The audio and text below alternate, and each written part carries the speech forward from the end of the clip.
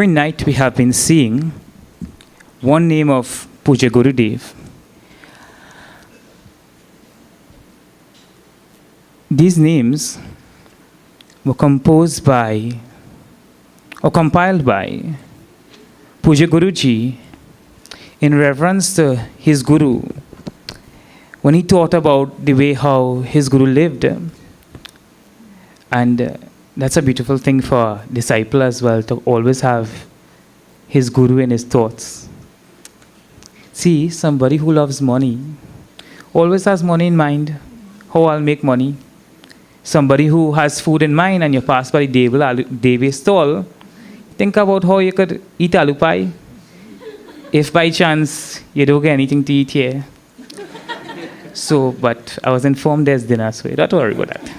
So the thing about it is that the one who is absorbed in the tattva, the reality, or whether it's Ishvara, the Lord, or whether it's Brahman, that absolute reality without name or form, or whether it's Guru Tattva, eventually they all mean the same thing, because a Sadguru takes you to that Tattva anyway, or to realize Ishvara. These names have been provided for that same purpose. Adi Shankaracharya, when he wrote wrote his commentary on the Gita, he said that Shoka and Moha. Shoka means sorrow, distress. Like I know a brahmachari this evening who tried to come to the satsang, and when he come outside, he had a flat tire. If you call names, I go whistle. Anybody who know my reputation? So the thing about it is that the world seems to have shoka everywhere you go.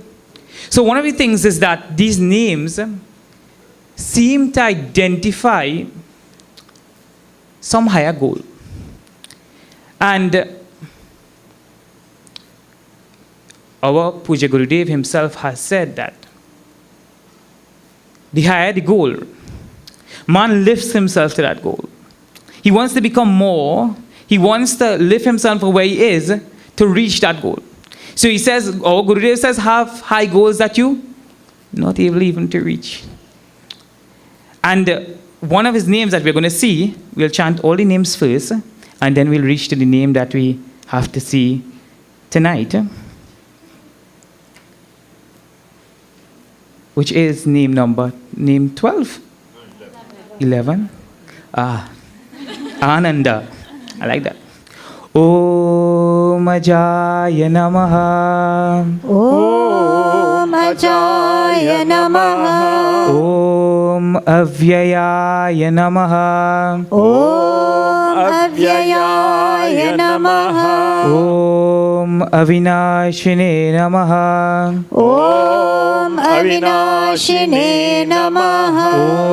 Om Achintyaya Namaha. Om Achintyaya Namaha. Om Aprameyaya Namaha. Om Aprameyaya Namaha. Om Advitiyaya Namaha. Om Advitiyaya Namaha.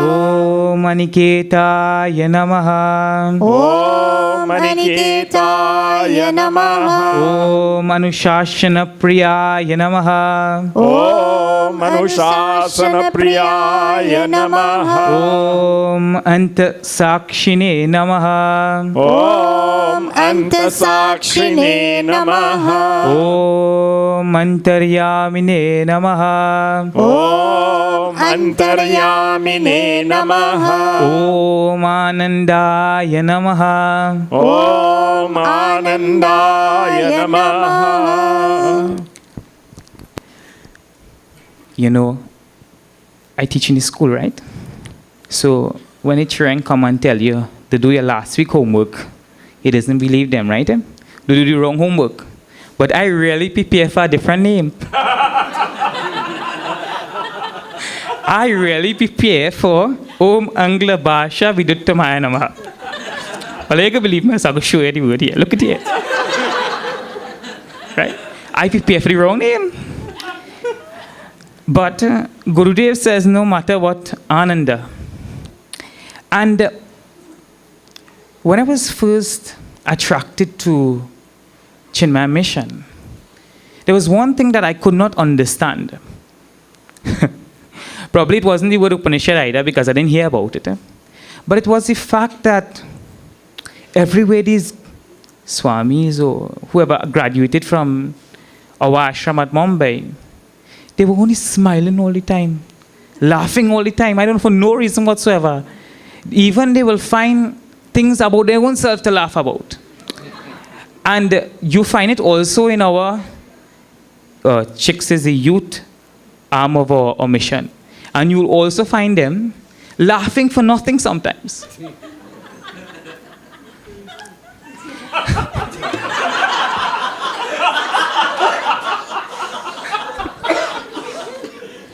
Not only the chicks, eh? So the thing about it is that if by nature we want to seek ananda, which is happiness, then we need to be going in the road where it is. And the rishis have clearly identified that there are two different paths. The path that leads to, which is seemingly pleasant at the moment, but leads to suffering later on. And then there's the path that seemingly you suffer for a little while, but then afterwards you are very happy within your own self. And one of the things that the rishis have spoken about is you are supposed to be happy by your very self. And by nature, you are happiness. So, if by chance, you see the brahmachari and he feels long like a long mango, you could remind him that the scripture says that, just remember this name of Gurudev, Om Anandaya Namaha.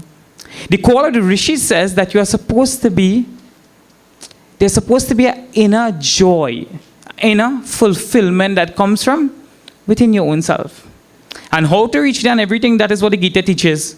So by the end of this 18 chapters, wherever you go, you will be smiling like our Gurudev. Where's our Gurudev? Oh. Everywhere. Good answer. So one of the students who left graduated from a course in Mumbai, our Gurudev met them long after, and he asked Gurudev, he said, what can I do for you? And he said, wherever you go, just keep smiling. And we teach our children that from preschool itself. However you interact in the world, we expect you to be happy. Swamiji also indicated on a previous night that we must be like Pandit Bisesa, laughing and smiling all the time. And so, seeing that name of Puja Gurudev, we will see exactly how to reach there by the end of the Gita. We will now chant the Gita Dhyanam and then go into the Gita.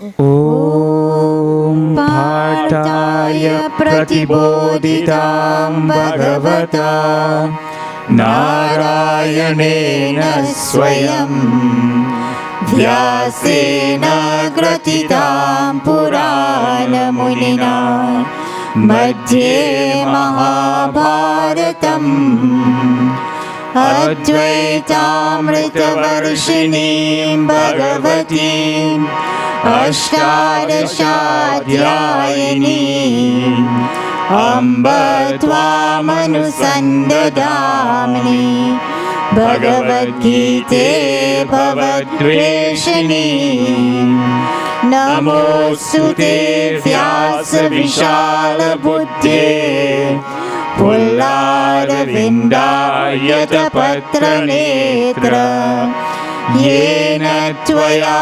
Bharatatela Purnaha Prajvalito Jnanamaya Pradipaha Prapanna Parijataya Totra Vikreka Parne Jnanamudraya Krishnaya गीतामृतदुहे नमः सर्वोपनिषदो गावो दोधा गोपालनन्दनः पार्थो वत्स सुधीर्भोक्ता दुग्धं गीतामृतं महत् वसुदेवसुतं देवं कंसचाणूरमर्दनं देवकी परमानन्दं कृष्णं वन्दे जगद्गुरुं कृष्णं वन्दे जगद्गुरुं हरि ओम. We will chant from verse 11 of the Gita.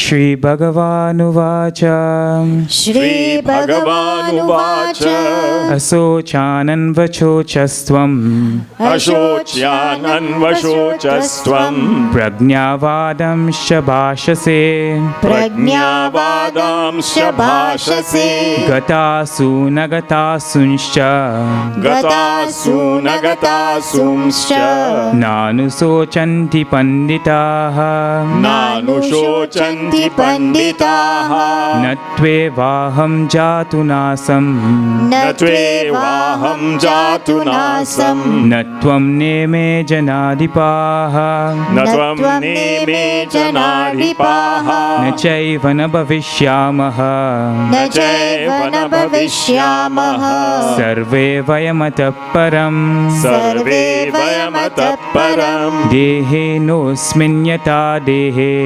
Dehinosmin yatha dehe Kaumaram yauvanam jara Kaumara is liberation, is discovering your own ananda, discovering your own self. So where you will find the discussion here may have maybe a side effect of studying this, that you may gain some quality that allows you to live better in the world, to be able to make more money, to live a better life with your family. But it's saying that is the ultimate goal of the Gita. The ultimate goal of the Gita given here is to understand what is real and what is unreal. And it says unreal, Adi Shankaracharya has given one word for the unreal, which he says mithya. He says anything that changes is unreal. So we know a body, at one point in time, I was a bodybuilder.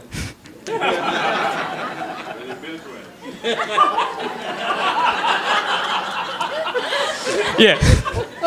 See, but things change from then, right? So the fact is, in the body itself,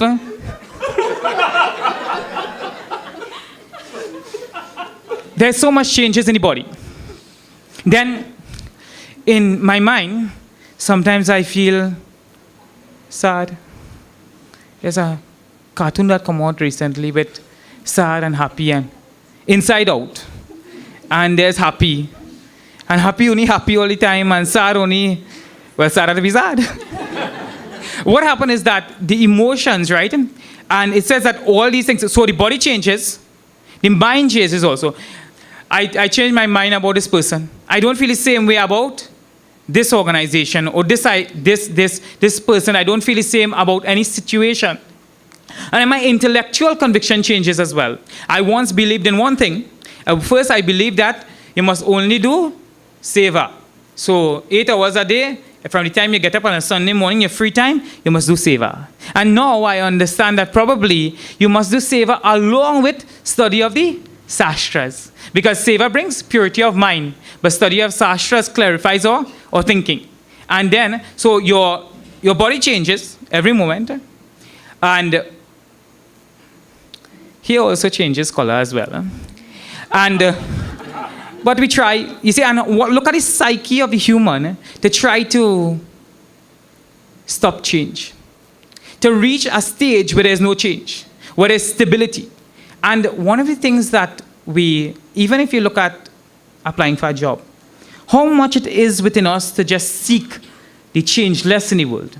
When we seek a job, if you have two options, of working in a temporary job for more money, or working in a permanent job for less money, especially in this economic times, which would you choose?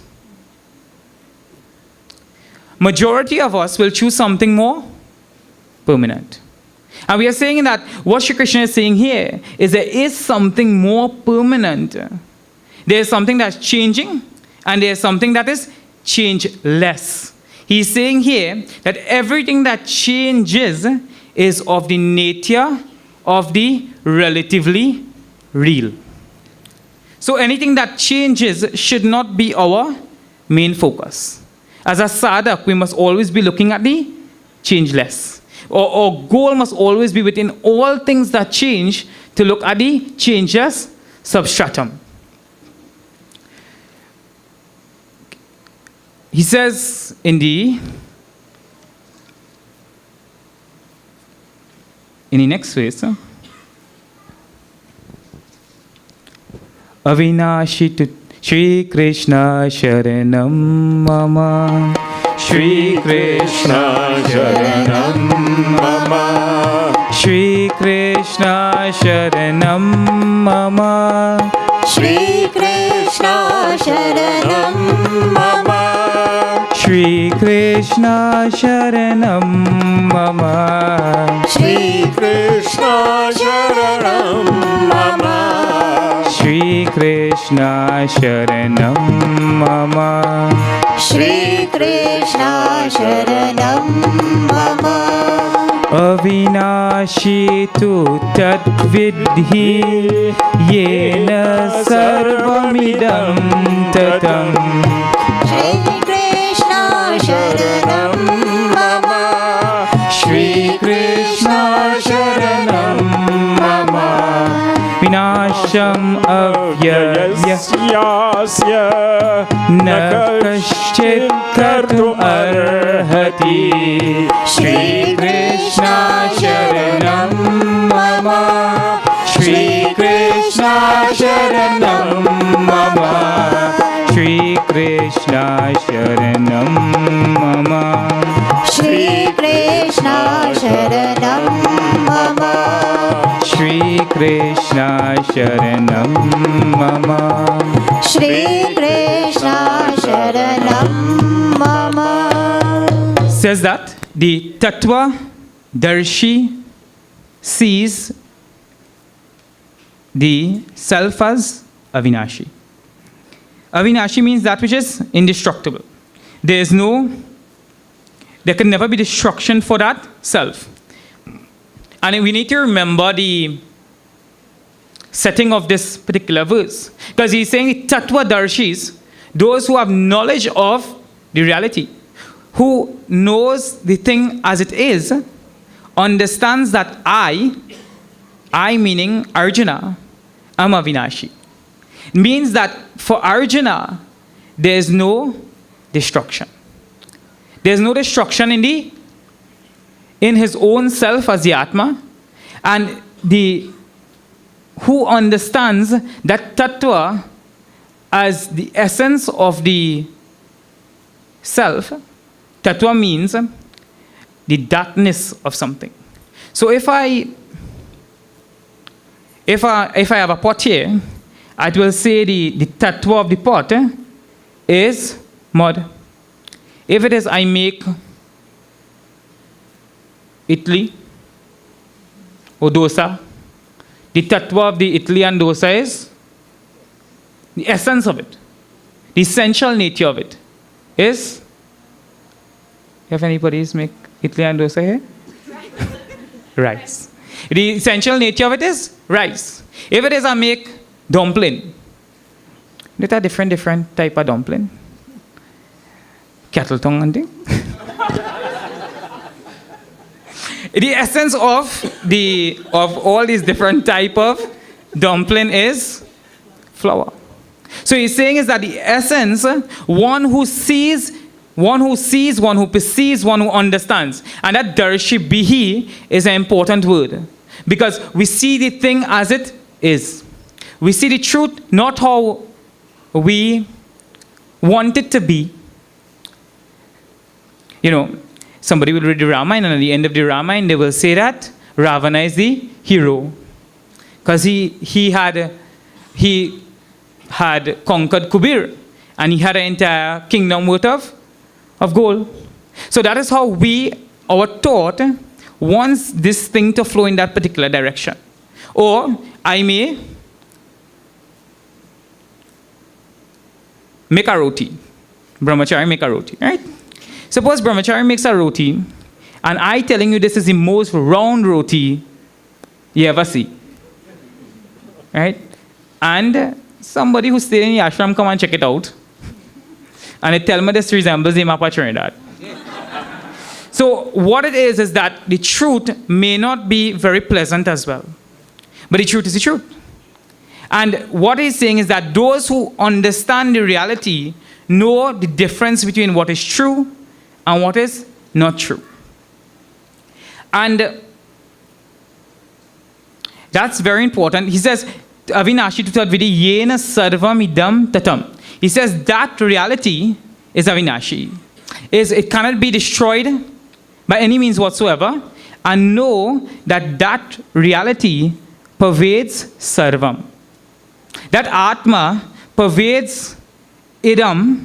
Idam means this, right in front of me. So whatever is right in front of me, it pervades this as well. And it also pervades sarvam, everything else. So the reality which is Atma, which is itself, which is the God principle in the universe, pervades not only me, which is idam. So Arjuna and Krishna are standing together. And he's telling him, he said, oh Arjuna, you are indestructible.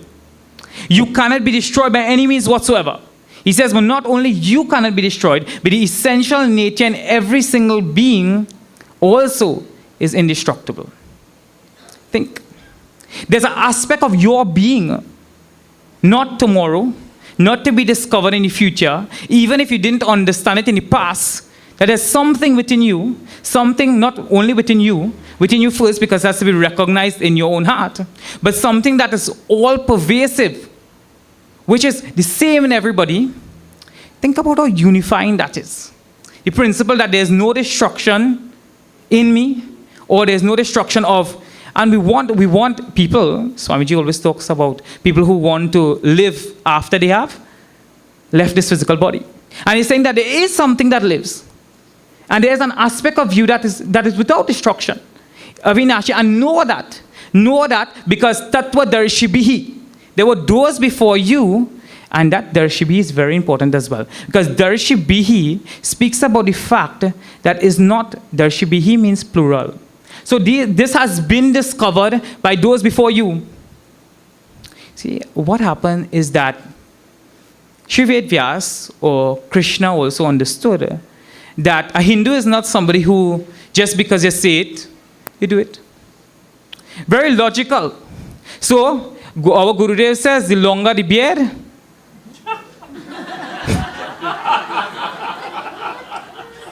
I'm not pointing any fingers, I'm not sure anything anybody can. It says, the longer the beard, greater should be the suspicion. So here it's very logical. He's saying, understand the reality as it is.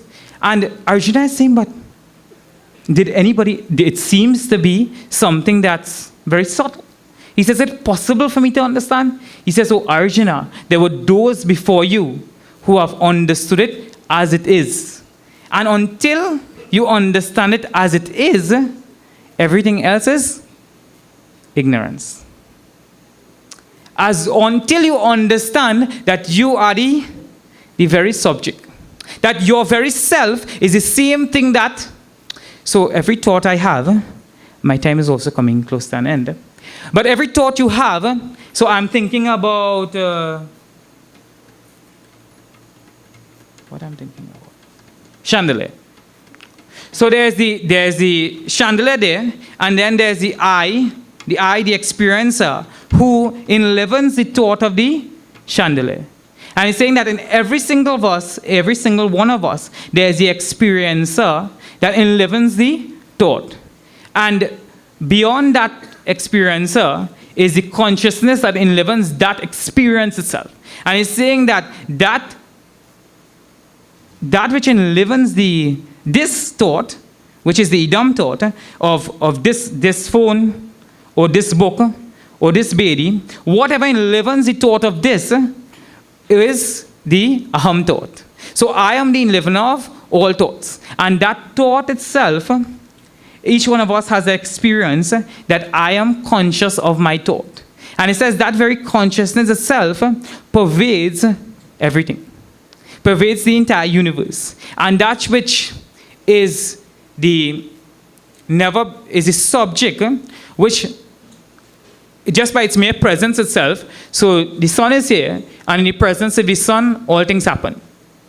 So in my more subtle nature, I am the enlivener of my own thoughts. And also, if I don't use my body as my frame of reference, I am the enlivener of the entire world.